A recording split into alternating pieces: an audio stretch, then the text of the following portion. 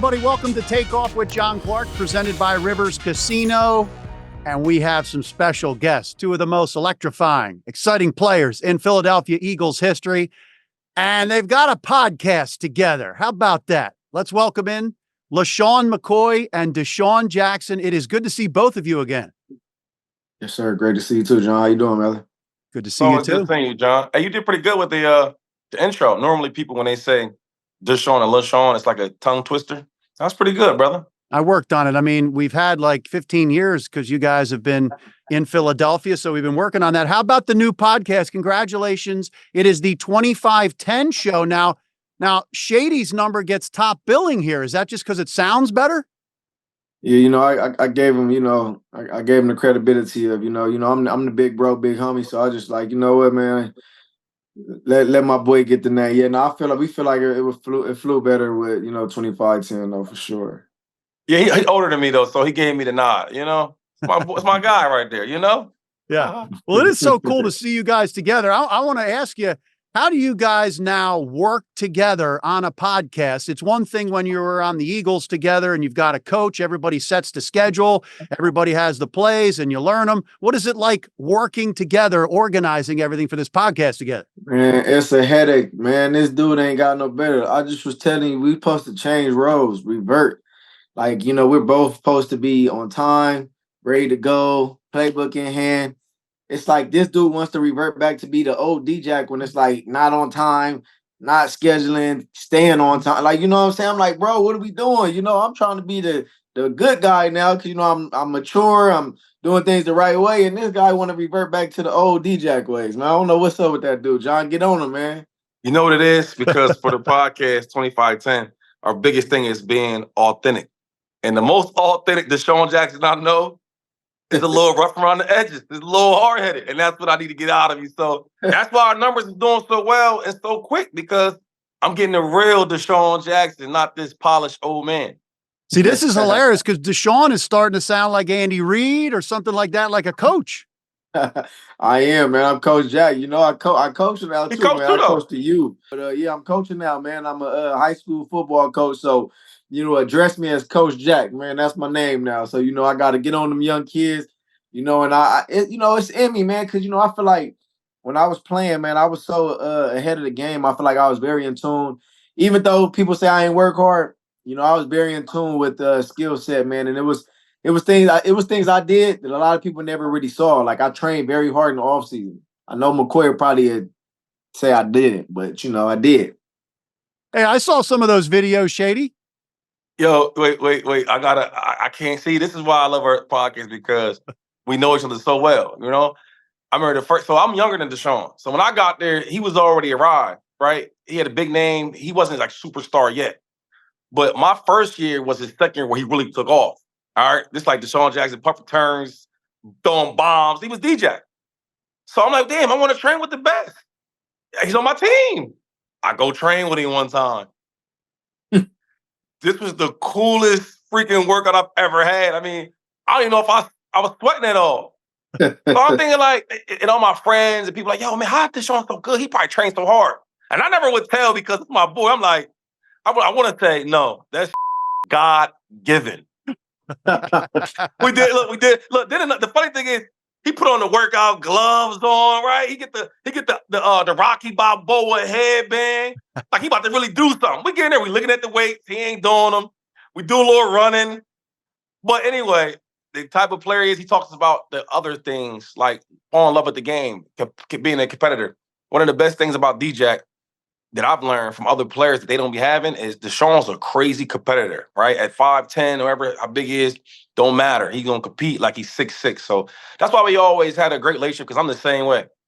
Yeah, and by the way, the key is to always look like you're working out hard with the headband and everything. That's the key, is to look like you're working out hard. To look the part. You got to look the part. And by the way, DeSean, once I seen that, he got success without lifting weights, I stopped working out. Like, see, that's interesting you say that, because I remember Allen Iverson's press conference, and he kept, the practice press conference. One of the things he said is, what do you want me to do? Work out all day and look all swole? He says, I don't mess around with those weights. He was naturally fast. I mean, I always thought you, DeSean, were like AI. You could wake up out of bed and be the fastest guy on the field.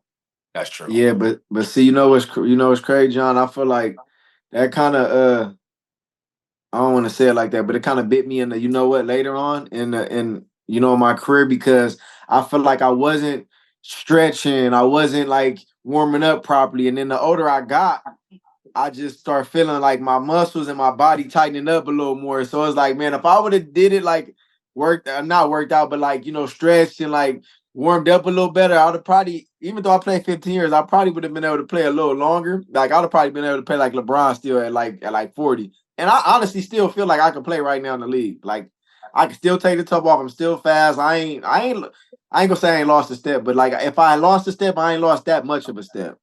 Yeah. And do you guys kind of agree with what Michael Jordan always said, that if you could have the things you learned in your career and your life at the age of 37, when you have all that knowledge and impart it into that kid that was coming into the NFL? Definitely. No, I definitely. You go ahead, McCoy. No, just a piggyback. Like one of my good friends is Frank Gore, right? And big name, third leading rusher of all time, right? And I would train with him. And I'm like, damn, this dude is like, we would do like workouts together. And in my opinion, I thought he couldn't touch me in the drills. Like, I'm coming from Vegas on a Saturday, red eye. I get home Sunday and we were training Monday. I'm still tired, but when we would train, like, there's no, you can't compete with me. But I was like, how is he so much better in his career than I am? And it hit me. The more I would train with him, he's consistent. He's taking care of his body. Watch what he's eating. He got a chef. He got this. He got that. He's always working on his body. He's always getting better. And that's something I didn't do. So when you talk about adding maybe 2-3 years on your career at a high level, I probably could have did that if I'd have trained a lot differently. Yeah, it's hard to know that. And so when you look at the NFL these days and you look at the moves the Eagles made, you guys had some prolific offenses. How about this offense on paper with Jalen Hurts, Dallas Goedert, then the great receivers, A.J. Brown, DeVonta Smith, adding Saquon Barkley on paper? Could this be arguably the most prolific Eagles offense ever in history? I think so.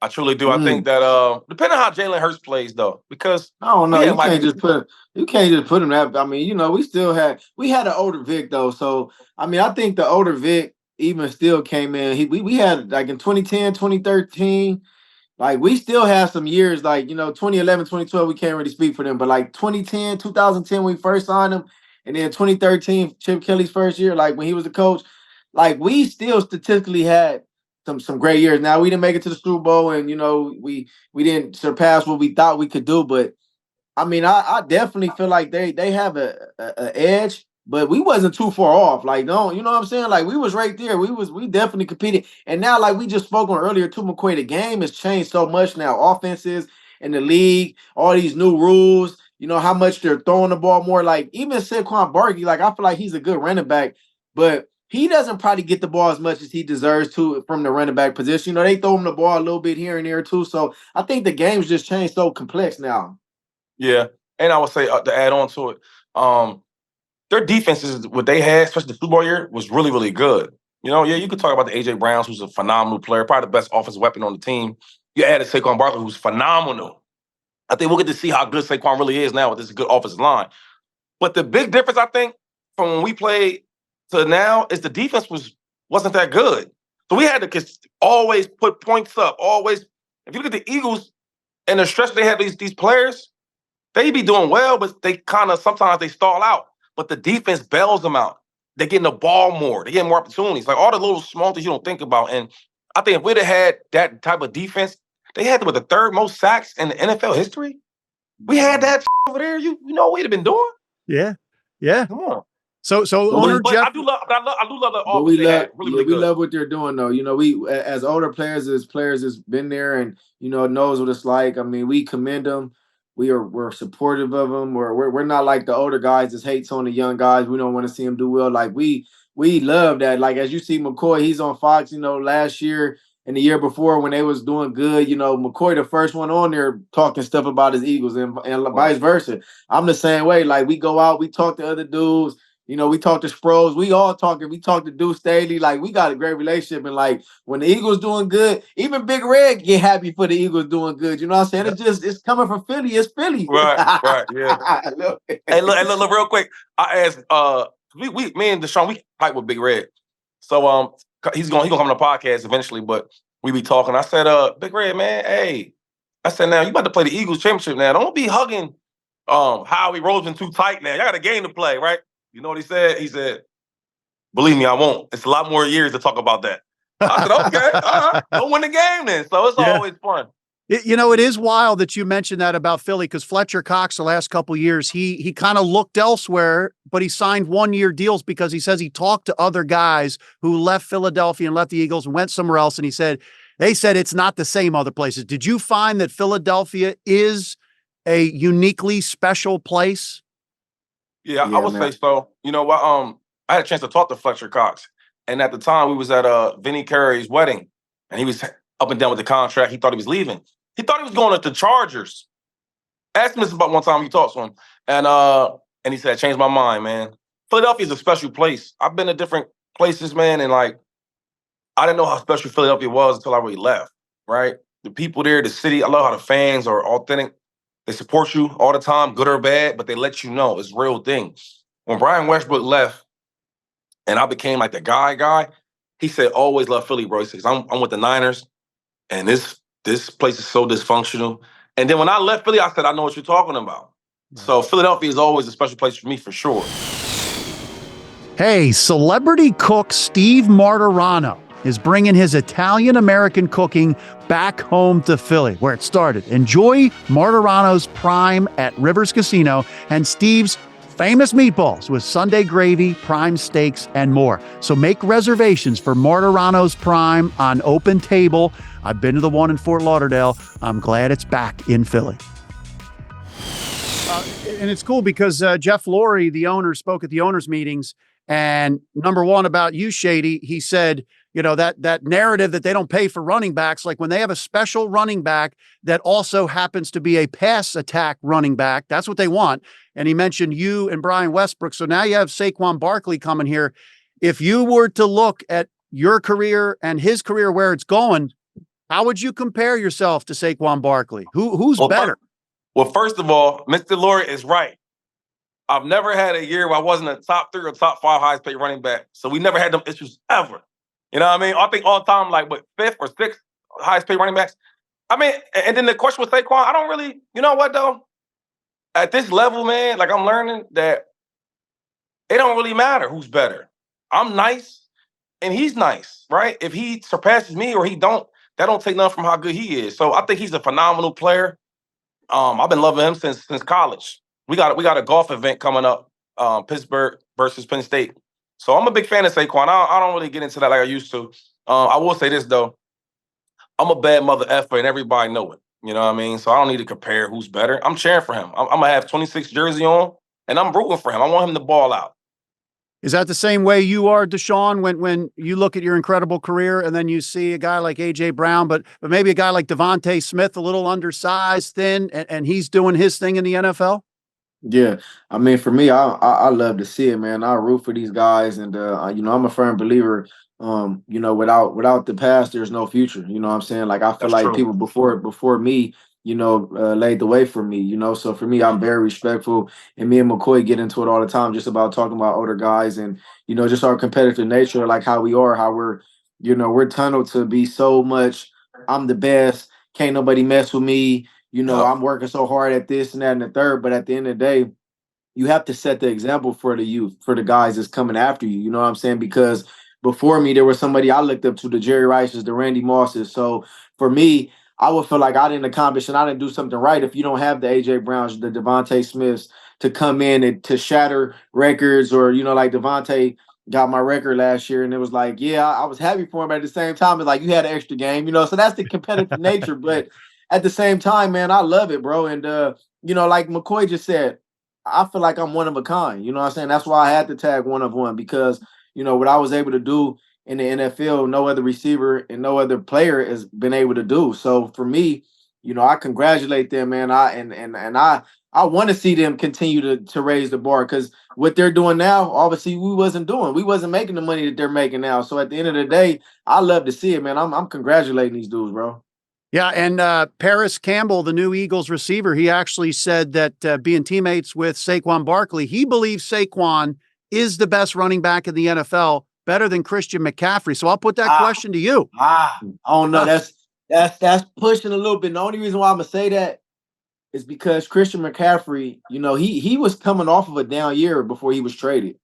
The stats wasn't really as up there as they are since the past 2 years since he's been in San Francisco. And I credit a lot of that too to Kyle Shanahan, in the offense they have, Brock Purdy, they do a lot of great things. Now, Saquon Barkley has the talent and potential to be that. But statistically, we need to see it. I think he can be that guy, but we can't just take away from what Christian McCaffrey has done the past 2 years, because he's off the charts, man. He's balling.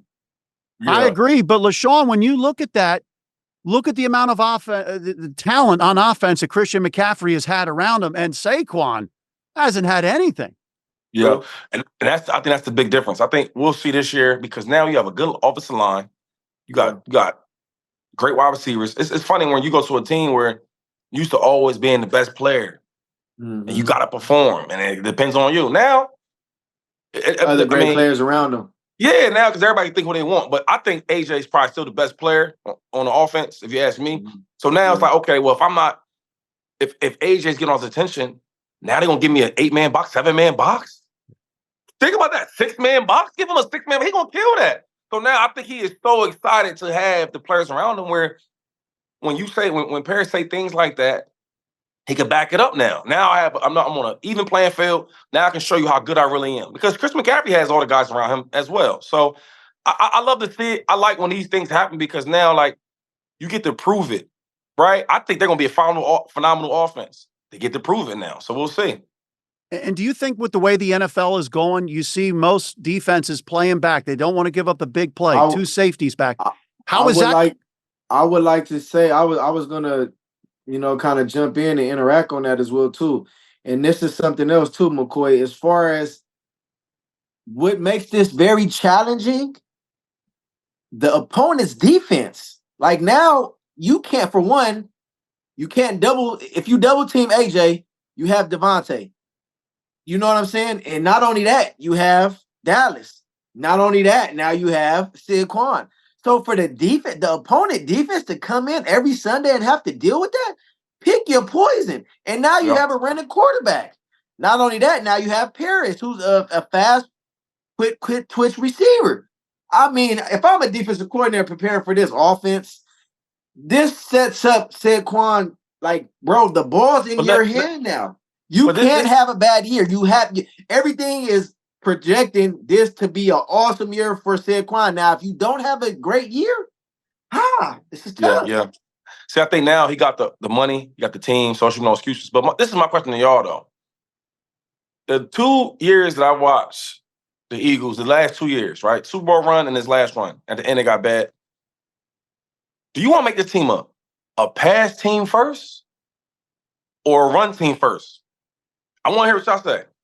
It's a great question. I'll ask you, DeSean, because, by the way, Eagles owner Jeff Lurie, he likes to see the passing attack. And that's what the NFL is now. And they hire coaches for their passing attack acumen. I would say this first and foremost. This is a passing first offense, but you have to implement the run. I don't feel like they was loyal enough to the run game. When you have those type of playmakers on the outside, you have to commit to a run fit offense. It can be 60-40, 70-30, 65-35, but you need to commit to a run game. If you don't commit to a run game, I'm just going to set my safeties back and I'm going to, key in on these 2 receivers. And so for me, I feel like you have to put your foot down. You have to head down mentality. You have to focus on the run as well, too. You can't get into a game where you're throwing the ball so much and you're not staying consistent to the run. So I would like to say, yes, we can have pass more, but we need that. Now we have Saquon. We have to put that ball in his hand a lot more than coming to the game and just pass. Like, no, we have to kind of like even it up a little bit. What you say, John, before I answer? I want to hear what you got to say. I totally agree with you, but I think this is the perfect offense because it's so complete that you can literally see the way the defense is going to play you and then play to your strengths. So like you said, if there's the two safeties back, they're playing deep. Okay, we're going to run the ball all day on you. But that safety comes up, like you said, you're going to have one-on-one matchups. So I think it's you dictate what you want to do to the defense based on what they're playing. Oh, and before McCoy, let me just interact one time too. We have to remember what we're dealing with AJ Brown and you know, not too much with DeVonta, because AJ, he want that damn ball. So we got to keep that in mind too. You got to feed your playmakers, man. So it's only one ball to go around too. This is the thing. See, this is my take on it, because when I look at the Eagles offense, right, especially last year, I feel like once they paid Jalen, like everything kind of ran through him, and that's not what got us to the Super Bowl, right? We were a run first team. If you really notice the Super Bowl run, when they got in trouble, they didn't throw the ball more, did they? They ran the ball. Last year, early in the year, when they were struggling, but they were still winning, when they got in trouble, what did they do? They ran the ball. They were swift. The Chiefs game, right? They couldn't get nothing sparking. What did they do? They came out, started giving him reverses, or not the sweeps. They started running the ball. So now when I look at it, it's like I feel like what made us fall in love with Jalen Hurts was he's a winner, right? And then since he got the money, it's like now we want to make him put the game in his hands all the time. And I'm like, we don't need to do that. So when I ask y'all this, now we got Saquon, we got a go offensive line. Let's run the ball first. Let's start this offense. We're going to run the ball first. And then we're going to start throwing it the same way we did the Super Bowl run. You talked about A.J. Brown, who's one of my favorite young dudes. He going to get busy because he did it before he got busy when they ran the ball first. I just think that if they're going to be a good team, because the defense is not going to be that great. Let's just be honest. They letting guys go. Last year, they weren't tackling, and they didn't add a lot to the defense. They added to the offense. So all I'm saying is, let's go through the running game first, and let's find A.J. next, and let's get DeVonta and Rock. But we got to start with Saquon Barkley. I love it. And it's funny, LeSean, that you bring that up. This is the great conversation you're going to hear on 2510 show, by the way, the podcast. Listen to it wherever you listen to your podcast. I remember having Brian Westbrook on, and he said, just as a reminder to the head coaches the night before big games, he would be in the hotel room and he would call the coaches and he would call them. They'd answer the phone and he'd just say, run the ball. And he'd hang up. Did you ever remind your coaches all the time? Don't forget about Shady, run the ball. When I left Philly, I did. Right now, I'm a big name, so I have more voice. Andy wasn't hearing that. Andy Reid told me one time, we was just joking. I said, Coach, I mean, they say I'm the best running back in football. Like, you don't think I need more carries? We joking. He said, Shady, you can't go to heaven if you run the ball too much. You know what I'm saying? So I would try to joke with it, but hey, as a receivers, man, you got some dogs at receivers over there, man. I don't think they want to hear run the ball first. They did the first year. No, I get you, but I'm just saying, if you ask DeVonta and you ask AJ, or do they want it to be a run first fit? I think they're gonna say let's balance it up. But you know why I'm saying that, Jack? What I'm saying is because I get it. I agree. Like, if we had I'll give you an example. It shouldn't all be on Jalen Hurts to win the game. I get it, 100%. But I'm saying like there's certain quarterbacks, right? That if Patrick Mahomes throws the ball 40, 50 times, nobody likes it, but I'm okay with that. If Joe Burrow want to throw the ball 40 times, I'm all right with that though. You ain't okay if Jalen trying to throw that though. I don't want for us to be successful, I don't want him to throw the ball 40 times because he can throw, but he can run too. You get what I'm saying? Yeah. And then you make the defense have to guess more, right? RPOs or like Michael Vick, right? Michael Vick was phenomenal. I don't think we've seen a quarterback for the Eagles so far that throws the ball better than Vick, right? Let's be honest. I mean, that was good, but I think throwing it, better than anybody. But I didn't want Michael Vick, for us to be successful, Mike can't throw for 40, 50 times. Because something, right? We ain't going to win like that. I play the same with the Eagles now. It's like, we're not going to win. Yeah. Certain quarterbacks, that's not their style of play. Out there, come on. Yeah. He's never been that style of play, though. Like, we don't want that. We don't want that. We want to win. We don't want that. Yeah. I'll tell you, this is the kind of stuff you're going to get on the 2510 show. I'm loving it. I'm loving this good conversation. And let me ask you about that defensive side of the ball, because look, I understand the Eagles. Oh, ask him. I can't talk about it. Ask him. I hear you, man. But like, you know how it is. The Eagles have done the same thing for many, many years. At some point, they want to get a younger, cheaper version and get younger. So the Haason Reddick trade, I still can't wrap my head around it, because he was arguably, him and Fletcher Cox, maybe the best defensive players last year. Obviously, he wanted more money. He's turning 30. They didn't want to give him more money. But do you think it's a mistake that they traded Haason Reddick away? Or do you think there's something we don't know? Like they see a little bit of slippage in his player. Vic Fangio doesn't think he's a fit. Yeah, I think it is a mistake. And this is the reason why I say it's a mistake. Haason Reddick alone is a record. He gets to the quarterback. He's able to affect the edge. You know what I'm saying? He stays in his gaps. And for me, I look at that as a player as his perspective. Why do you let him go to the Jets when you can just take care of him? He's been there for you. When you needed him, he's there for you. So reward the guy. I don't like, and I don't want to challenge Howie, because I know Howie's one of the best to do it. But I don't like it when these guys, these players put it on the line. They're been there. They're loyal for you. They're giving the production. And then it comes down to a couple $1 million where we can't figure it out in a contract. And it's like, oh, we got to trade him off, and we bring somebody in like the Huff kid. And it's like, am I going to project Huff to be what Haason Reddick was? I mean, yeah, he's younger. Yeah, he might have a little more longevity. He may be able to be a little more fresher. But at the end of the day, if I know I have that production from an older guy that's been loyal and been playing for me at a high level, let me just reward him. Maybe it might not be as long of a deal, but maybe I get a 2-year deal and take care of him, where I know these next 2 years I'm going to get the production that I need. Now it's like you're almost hoping that this young guy comes in and gives me the production that I knew Haason Reddick obviously was. And that's my take on that. So this is my issue, and we talked about a little bit earlier, John. Is like, okay, so Haason Reddick, a hell of a pass rusher, right? Every team he goes to, he balls out. If it's the Cardinals, if it's the Panthers, he gonna give you them sacks, right?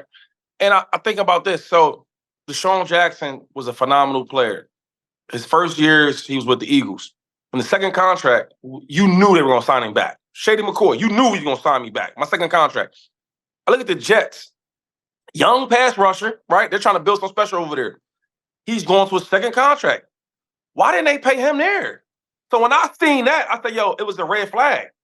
You got a younger player, you going to trade to get an older pass rusher and pay him more? That didn't add up for me. So now I got to look at Huff this year. I got to see how good he really is, because the team that sees you every day, on your best day, on your worst day, at practice, at the games, they see how you watch film. They see everything about you, and they don't sign you. And then you go to the Philadelphia Eagles, and this didn't add up for me. So I got to see how good he really is, because I know how good Haason Reddick really is. Yeah, great points by both of you guys. And that is, it's kind of like your situations. When you were traded, LeSean, and DeSean, you left. I mean, you always say, if you have good players, keep them. You're not in the business of giving away good players. And that's my bottom line. This is one I don't get. They usually make the right decisions about getting younger. But let me ask you this, because it's fascinating with Jason Kelce and Fletcher Cox retiring. So there's arguments. Of course, I think Jason Kelce's a Hall of Famer. There's arguments that Fletcher Cox could be a Hall of Famer. And when I look at you, I believe, LeSean, you're eligible in 2 years. You have Hall of Fame credentials. DeSean Jackson, you have the most 60-yard touchdowns in NFL history, the biggest deep threat in NFL history. Biggest. Do you guys feel right now that you are Pro Football Hall of Famers? McCoy. Absolutely. When I look at the guys that are on the Hall of Fame, right, especially the running backs, especially the last ones that just went in, you can't tell me that they're better than me, right? Then we go to the numbers part of it, though. The numbers you need, I got. You know, from all pros to Pro Bowls to all decade team, like anything you want to talk about, rushing titles, I got all that, right? And in my whole career, I didn't have DeSean Jackson all the time, right? With some of these other guys, they got all these great players around them, right? I was just making this comparison with me and Frank Gore was talking. He was like, I knew you was super talented, but I didn't know how good you really was until you went to Buffalo, and you was doing the same thing with nobody over there. Edgerrin James has gone to the Hall of Fame, right? And I'm a big fan of Edge. He's one of the OGs that paved the way. But I mean, if you look at his time, right, with the Colts, I mean, if you ask for the all-time Colts team of all-time history, that was his team. Quarterback, wide receiver, you know what I'm saying? And I'm like, well, damn. Doing all that with Buffalo is a way different thing. So if you're talking about Hall of Fame, I got the numbers and you see my play, right? I got the credentials. It should be a no-brainer. I love it. How about you, DeSean? Yeah, I mean, honestly, I look at it as when I step on the field, I was a game changer. And I think as far as, the statistics, me, like I said earlier, having 11,000 plus yards, obviously, some of the records I have, no other player in NFL history, has been able to do. It's just for me, I just feel like when you're a game changer and you go down in history as creating something or implementing something to the NFL, there's no deep threat to ever beat a DeSean Jackson before DeSean Jackson. And when I say a DeSean Jackson before DeSean Jackson, under 6 feet, no more than 175 pounds, to be able to play as a true wide receiver number one on the outside. I wasn't a slot receiver. Every team I always played on, I was a wide receiver number one, regardless. Even when I went to Tampa, we had Mike Evans. I still was a wide receiver number one. All them years in Philly, me and Macklin. Even when I was in Washington, like had Pierre Garçon. Every team I always went to, I was always a wide receiver number one. And for me to play how I played at my height, I mean, come on, man. And the numbers I got, I mean, like you said, no player in NFL history has more 60-yard touchdowns than me. Only one player, Jerry Rice, has more 50-yard touchdowns than me. So, I mean, yeah, I got to. Come on, man. Now, as far as when I get in there, I don't know, but I'm going to do everything I can to keep pushing for it, man. I feel like it's definitely deserving. Well, I love it. And you know what's cool? It's like over these next couple of years with the 2510 show, your podcast, we can kind of see the guys that go into the Pro Football Hall of Fame and you can talk about it. And I think it's awesome because I do think there's a chance that both of you get into the Pro Football Hall of Fame. And DeSean, one thing I wanted to mention, I really hate that receivers like you don't get credit for pass interference yards. Because I remember that playoff game against the Saints at the Link, right? Now, I don't think you had a ton of yards in that game against the Saints, that playoff game under Chip Kelly. But man, you induced two of them. Pass interference big penalties. Time pass interference calls for like 50 plus yards. Yeah, they count the same as yardage for a catch.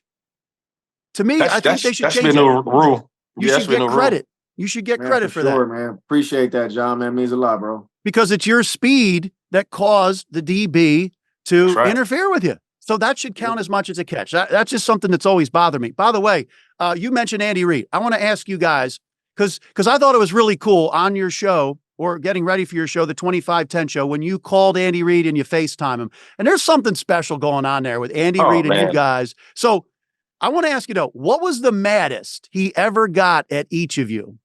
What was it for? Because Big Red, he's fun. He lets you do what you want to do, and he lets you be yourself and let your personality out. But there's certain things like he's going to get on you. Do you remember the maddest he ever got at? I think I probably trumped McCoy by 5-10 times. I mean, I think he got so mad at him.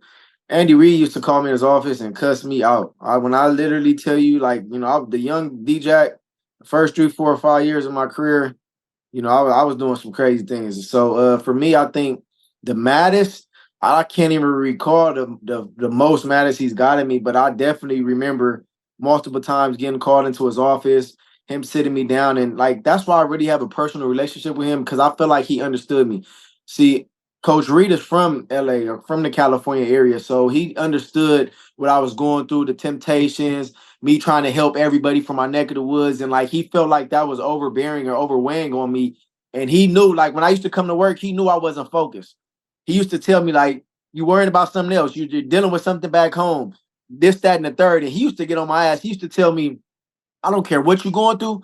When you step on these white lines and you step on this field in between these white lines, you turn all your attention to football. And I can respect that for him, because so much stuff was overwearing on me and it affected me when it was time for me to go play football. And I couldn't be the best player I was able to be because Coach Reid made me understand you're holding that weight on you and it's not letting you be your potential. So for me, I just credit him so much because he was able to get me away from that fast.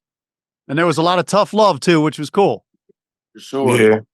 I got a story. So this is when I knew I was the guy. So I think I come off my first All-Pro year, I think. And No Sean Marino went in front of me in the draft. Who else was it? Beanie Wells went in front of me, and Donald Brown went in front of me. And this is the remember when the E60s was coming out? Everybody, all the top dudes get the E60. So I'm in there, talking my talk, and then she asked me about that part. And I was like, them dudes can't touch me. He ain't that good, this and that. You see what I'm doing, All-Pro, da-da-da. And I didn't think it was even that bad. I was just talking my talk, because I was nice at the time, right? Man, the next week, and we on the off season, the next week, he called me. He said, hey, man, where you at? I said, I'm in Harrisburg. He said, oh, perfect. I'm in town. Hey, come up to Philadelphia. Come talk to me. It's only an hour drive. Cool. That's what I coach, because we've always hung out. I remember when he would be in L.A. and I'd be in L.A., we would talk, and I would come. He had like a little, is it in Malibu, Jack? He had that, he had a nice house on the beach. Sorry. And I would come hang out, we eating and all that, talking. Tammy's wife, everybody. So anyway, I go check him out in Philly. I'm thinking he want to give me a hug, this and that, all that. He said, sit down, let me talk to you. He shut the door. I'm like, damn, Big Red, what's up, He said, listen, don't you ever do no interviews like that again. Don't ever talk bad about other players like that. He said, if you do that, I will bench your ass. He said that. I've never heard him really curse. I'm like, oh, he was mad at me. He was like, we play this game with respect. You know what I'm saying? You could have said that you're a better player, and that's it. Don't ever disrespect him. He said, I've won more games with left talent than anybody. Start naming some of the players. I'm like, oh, he's serious. So after that, that's the last time I got too wild with the media, other than when Chip came, then I showed back up.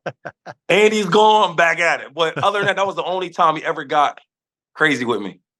Those are great stories. And it's interesting because we have Nick Sirianni here in Philly, and we see the coaches that connect with Nick. You guys as players. And to me, that was what I always saw with Chip, that he didn't have that human touch, just like being a human being with his players. And is that the way the NFL is now? Because back in the day, you had coaches that it was their way or the highway. They would yell at people, but is it more of a relationship now? Yeah, coaches and players? I would say so. Like Chip was scary though. That type of dude, man. DeSean might come in there and do something, or I might do something. Instead of him checking me like Coach Reid would, he would have people do it for him, the assistant coaches. So yeah, I never respected guys like that. The guys that get respected, like guys like Mike Tomlin, right? Who can cuss you out, but also give you hugs and respect you. Andy Reid's, right? You could just start naming dudes. Sean McVay's. When you start getting to the guys like a Chip Kelly, right? It's one way or the highway. Bruce Arians was another great coach I played for that was really great, great personality, right? Get on you. I watched him get on Tom Brady, but also giving love to Tom Brady. But dudes like Belichick, people hate to say it, but it's the truth. Most of the guys I know that play on that Patriots team, they love playing for Bill. And as soon as Tom left, you can see it.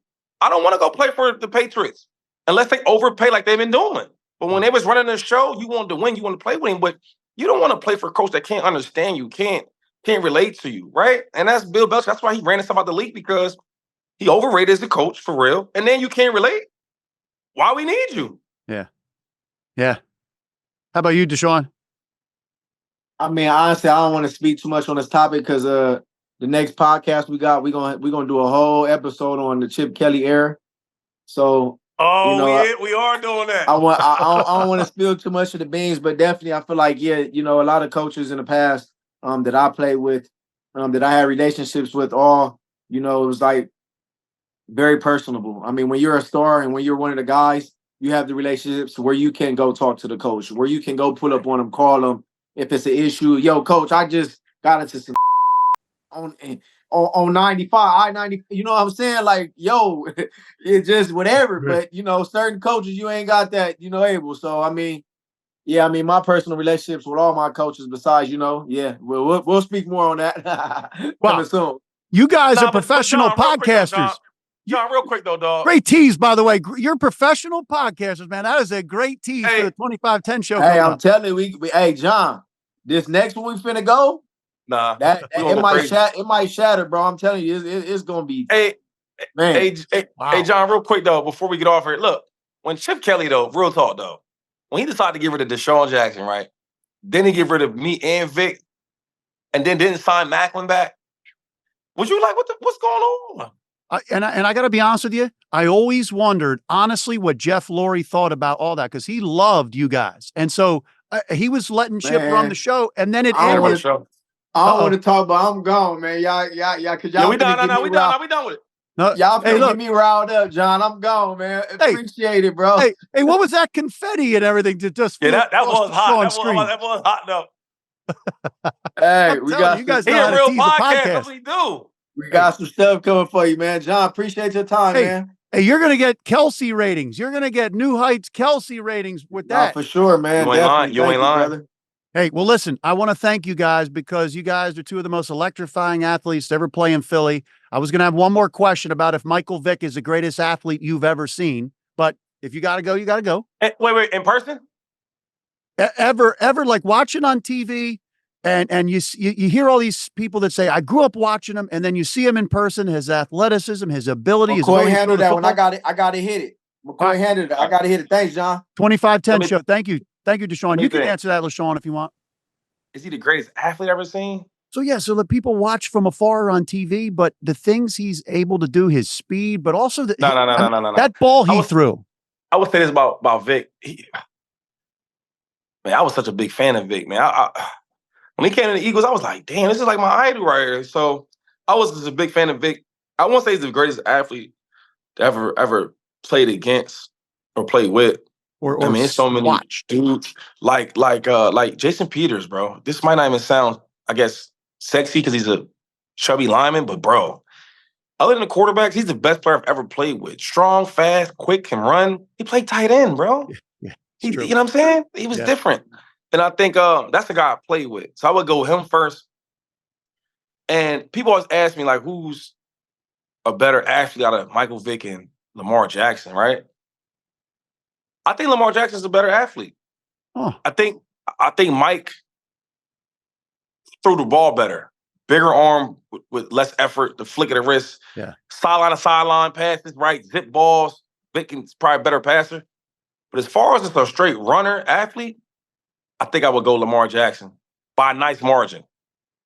That's a good breakdown there. How about Jason Kelce as he retired? Blocking for you on screens, everything, man. His athleticism. Before I leave, I'll give one more story about Kelce. So I'm older than Kelce, right? So Andy Reid, we drafted him. We had a center named Jamal Jackson.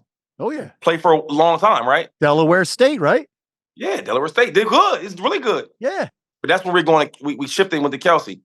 I'm like, Coach, this dude little, man. You think he can block in the league? I need, you know what I'm saying? I'm the running back. What are we doing?